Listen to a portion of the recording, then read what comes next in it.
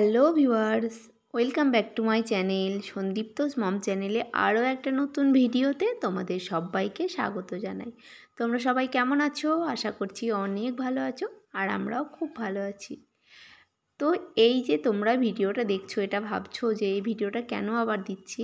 এই ভিডিওটা শান্তিনিকেতনের প্রথম পার্টের ভিডিও। তোমরা এখনও যারা না দেখেছো তারা প্লিজ গিয়ে চ্যানেলে দেখে এসো এই ভিডিওটা, আর তারপরে দেখো। এখান থেকে শুরু করছি আজকে সেকেন্ড পার্টটা।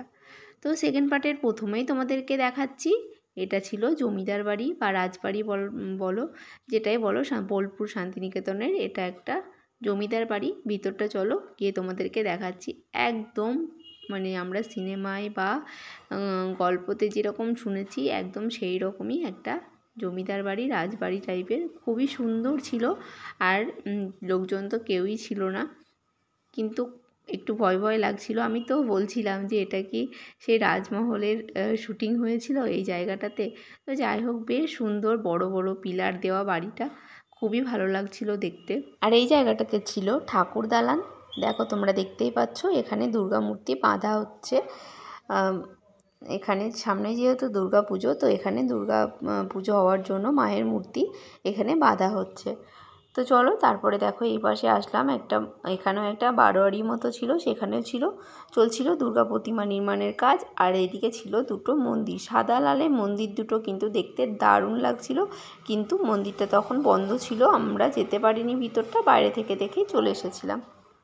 তাল গাছ এক পায়ে দাঁড়িয়ে সব গাছ ছাড়িয়ে, এই যে চালা ঘরটা দেখছো, এর মাঝখান দিয়ে উঠেছে বড় তাল গাছ। আর এইখানে বসেই রবীন্দ্রনাথ ঠাকুর লিখেছিলেন তাল গাছ এক পায়ে দাঁড়িয়ে। কবিতাটা যেখানে লিখেছে সেটা দেখার পরে দেখো কাঁচ ঘর, এটা ছিল, দেওয়ালটা পুরো কাঁচ ছিল, ওপরে ছিল ছাউনি দেওয়া।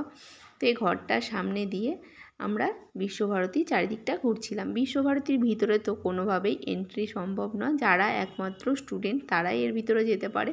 আর এই দেখো সেই বিখ্যাত ছাতিমতলা।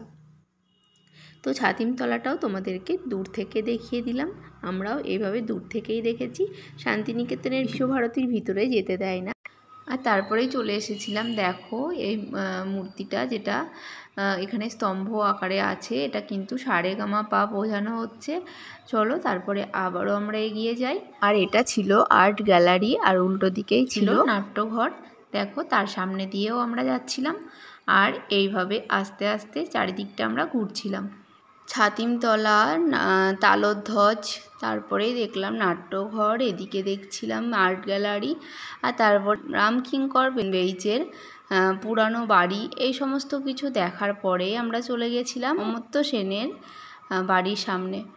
তো চলো আমাদের সাথে তোমরাও চলো অমর্ত্য সেনের বাড়ির সামনে। আর দেখো এই দেখো কতগুলো রামকিঙ্কর বেইজের হাতে তৈরি মূর্তি এখানে ছিল। এগুলো কিন্তু পুরোটা নবরত্ন ধাতু দিয়ে তৈরি, এর মধ্যে ছিল সোনা, রূপা, প্লাটিনাম, সমস্ত কিছু ধাতু দিয়ে এইসব মূর্তিগুলো তৈরি, যা কিন্তু অমূল্য। তখনকার দিনে যা মানুষ যেরকম কাঁধে করে এক জায়গা থেকে অন্য জায়গায় বাচ্চা, তারপরে তাদের জিনিসপত্র নিয়ে যেত, তো তার তো সেইভাবেই এই মূর্তিগুলো তৈরি করা রয়েছে।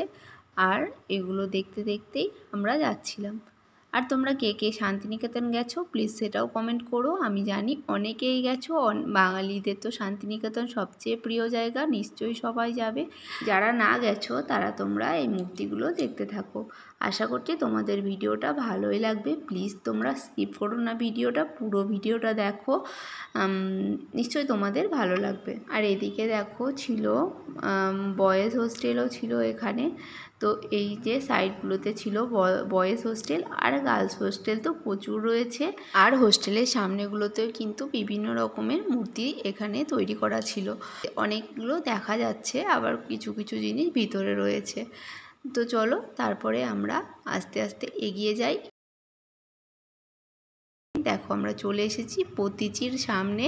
প্রতীচী মানে হচ্ছে অমর্ত্য সেনের এখনকার বাড়ি। উনি তখন এখানে কিন্তু ছিলেন, আমরা যখন গিয়েছিলাম তখন কিন্তু উনি শান্তিনিকেতনে ছিলেন, কিন্তু উনি তো সবসময় বাইরে থাকেন না। ওনার সঙ্গে দেখা করার ভোর 5টার সময় যদি যাওয়া হয় তো ওনার সঙ্গে দেখা হতে পারে।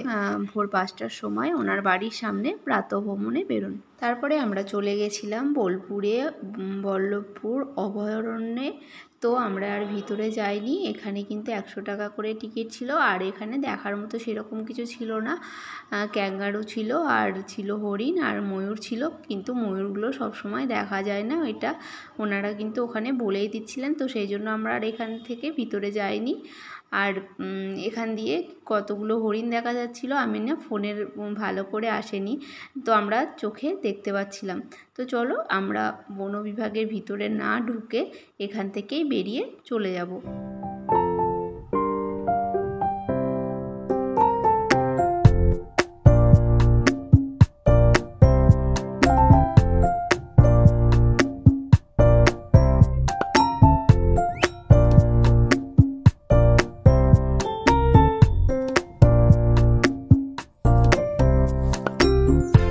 তারপর আমরা চলে এসেছিলাম সৃজনী শিল্পগ্রামে।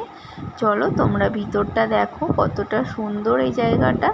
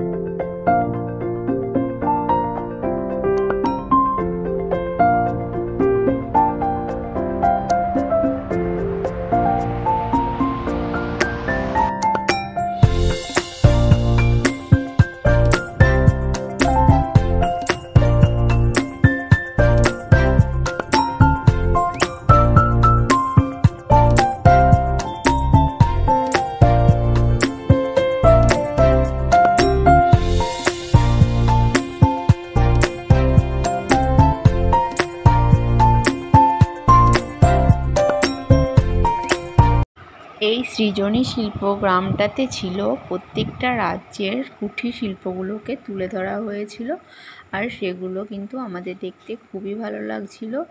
দেখো তোমরা ভিডিওটা দেখলে কিছুটা হলেও বুঝতে পারবে, এগুলো কিন্তু খুবই সুন্দর কারুকার্যের দ্বারা তৈরি করা হয়েছে।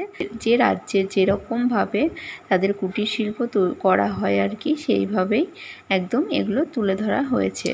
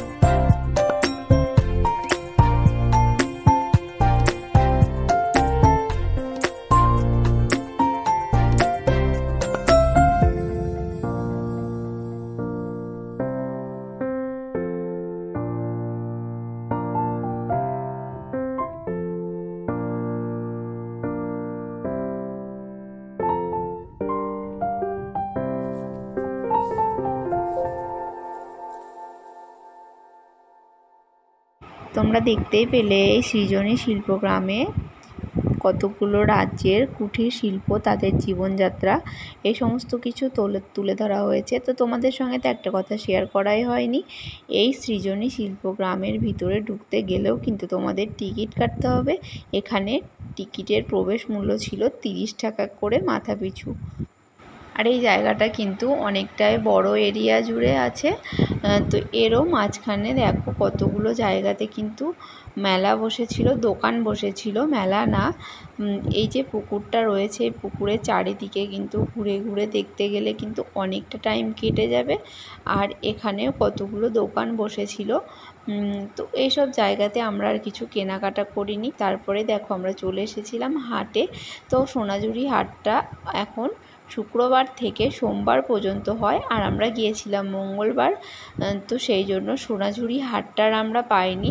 তার পাশে একটা ছোট হাট বসেছিল, তো আমরা সেই হাট থেকে কিছু কেনাকাটা করে তারপরে বাড়ির দিকে চলে এসেছিলাম।